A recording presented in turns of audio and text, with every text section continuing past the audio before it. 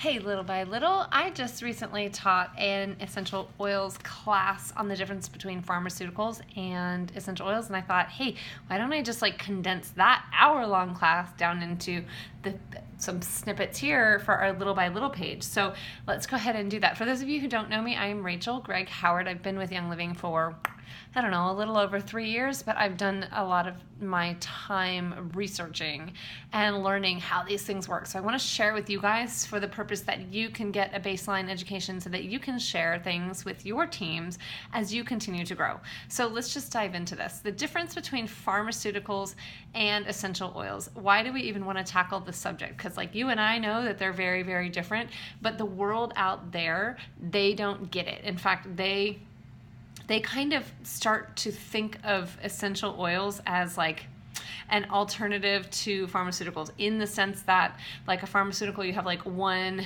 issue and you're going to use one drug, and people start to think, well, it's the same way with oils. You have one issue and you're going to use one oil.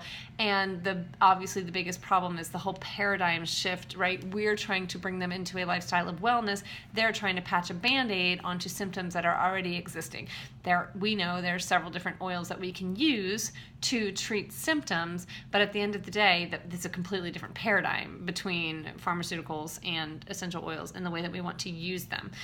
But for the intents and purpose of answering the difference between pharmaceuticals and the difference between essential oils, the way I kind of look at it is there's three main differences. The first difference is a spiritual component. The second difference is the philosophical avenues that each of these different types of medicine take. And the third is their physiological, biological, chemical function in our body. So I will touch on that briefly. I have other classes in the science section on this that gets into the intracellular network. It gets into the biology. It gets into what is synergy. And I'll repost some of those from time to time, but go and look in the science videos to get more nitty gritty. So I just want to do a video on each of these. I want to break down the spiritual components, the difference between essential oils and Western medicine in this video. And then the next one, we are going to do the philosophical component, and then we'll touch on the actual biological and chemistry portion. So spiritual component, real quick. One thing that we need to understand is that from the dawn of creation, healing has always centered around the spiritual leaders, whether they were tribes or cultures or nations, right? Whether they were shamans or witch doctors or priests or Jesus Christ himself. Healing has, or God in the Old Testament, right? Healing has always been subscribed and kind of in the realm of the spiritual leaders of those people. And it's only been in the last 150 years that they have taken it out of the spiritual realm and put it squarely in the empirical, scientific, atheistic realm. And so we've seen the implications of that in our science, in our medicine, in the way that they do medicine, and the way that they treat man. So I just want to touch on this real quick in this video, and I'm already at 3 minutes, so I'll go fast. Okay. So the Greek word for what we call therapeutic oils, what we call natural and holistic medicine, is actually, for healing, is actually therapeuo. And I've actually done a video on this before, therapeuo. Okay, that's where we get our word therapy from. It means to attend on, to wait, to do something methodically, persistently, consistently, with love, and just applying therapy, right? Therapy is how you get to healing, okay? So that's why we call these therapeutic essential oils, versus the word for what they use for Western medicine is actually pharmaceutical, which comes from the Greek pharmakia or pharmakon, which means witchcraft and sorcery, and then pharmakon means poison. Okay, and so they don't differentiate the difference between witchcraft, sorcery, and poison. And here's why. Okay, real quick, we'll touch about therapeuo, right? We know that these are natural substances. They work naturally with our body, and they don't just bring about therapy and healing. They also, we know, because of the way that our limbic system is wired, is that when we're inhaling these gorgeous aromatic molecules, they are uplifting our spirits, they are energizing us, they are bringing joy and wellness, they are bringing a heightened spiritual attunement to God, they help us with prayer, right? They do all of these things at a spiritual level, and we know, of course, that when you're your energy is positive and your mind is focused and you're feeling positive and full of faith and, a will to live, then that is going to directly impact your healing. Because as we think, that's what happens in our body, right? Our minds, our thoughts control our bodies. It's no different when you're dealing with healing and disease. Our thoughts control our bodies. So if we're thinking positively, and essential oils help us to do that, because they really do enliven our spirits emotionally, and that's been scientifically shown. So there's a spiritual component to oils, of course, because, God imbued them with his spirit, with his word. And they're there for our healing, and that is spiritual and emotional. And we know that you can't separate the spirit and emotional component of a man from his physical wellness, right? You can't have a physically healthy body and have a diseased mind or a diseased soul, right? You need to really be working on all three components. So essential oils or Therapuo really has a spiritual component of healing. Now, when you look at Western medicine, you're dealing with pharmakia. Pharmakia they call sorcery or witchcraft or poison.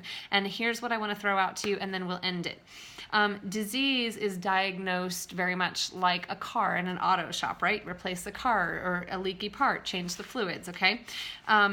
And they assume healing is completely and wholly independent of man having a soul or a spirit or emotions, right?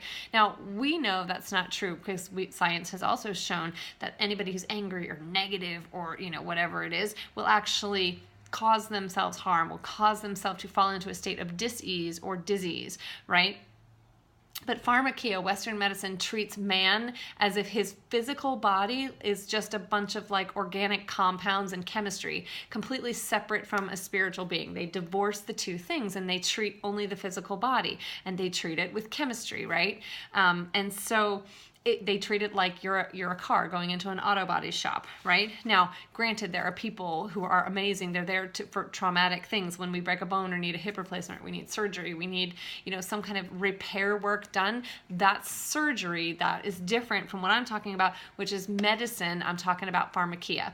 Okay, and the reason that this word for witchcraft or sorcery or poison can be applied not only to drugs such as LSD or opiates or cocaine or heroin or any of those drugs, can also be applied to the opioid drugs that we're doing now, okay? And the reason why is because they alter your state of consciousness, right? So if you're taking, think about the opioid epidemic in the United States. If you are taking a drug, that may be a pain-relieving drug, but it also alters your state of consciousness. So people are taking an opioid drug that's administered to them in hospitals.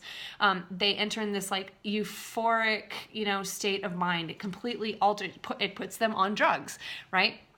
Conversely, you can take other drugs that will put you into a negative altered state, right? And those are drugs that, can lead to suicidal thoughts, depression, angry tendencies, whatnot. Then there's the drugs that they intend to control the chemistry in your body and control your mind. And we've seen the repercussions of that. We've seen, an increase of kids on medication. We've seen an increase of violence and school shootings and whatnot. So there's an altering of your spirit, the spiritual side, that happens when you are administering drugs. And that is one thing that Western medicine just really fails to recognize. And so it's something I think it's important to bring an awareness to, that healing truly, in the therapeutic sense of the word, comes from having your developing the emotional and spiritual side of man in this uplifted fashion that is going to really strengthen and encourage them, and that will promote your body into healing. And then, of course, the oils work medicinally as well to help at the cellular level, and I'll talk about that in a different video. But when you're dealing with pharmakia, when you're dealing with allopathic medicine, pharmaceuticals, you are dealing with a spiritual component that divorces man's spiritual well-being from his physical well-being. And those two really are inextricably linked. So they are treating the physical side, totally ignoring the emotional and spiritual side, which is radically altered and affected by these drugs. So that is one huge difference between using oils for therapy and using pharmaceuticals, okay? Their biological functions also radically different. The philosophies between the two schools of thought in terms of medicine, radically different. I'll touch on that in a different video. But just for right now, what you need to understand, there is a huge spiritual component that even if you're not a Christian or a this or a that, like understand, even when you're talking about alternative medicine, even when you're talking about Eastern medicine, they never deny the spiritual component of man and his faith and his resonance and his vibrancy, his desire to live, his positive thoughts and frequency, right? All of that stuff is all part of healing, and the oils feed into that to bring us to this elevated state to achieve healing. And pharmakia, or pharmaceuticals, absolutely does not do that. They divorce man, the biological man, from the spiritual man, and they treat only the physical man, but with their treatment, they're messing with the spiritual side of things also. All right, we'll touch on the rest of this week.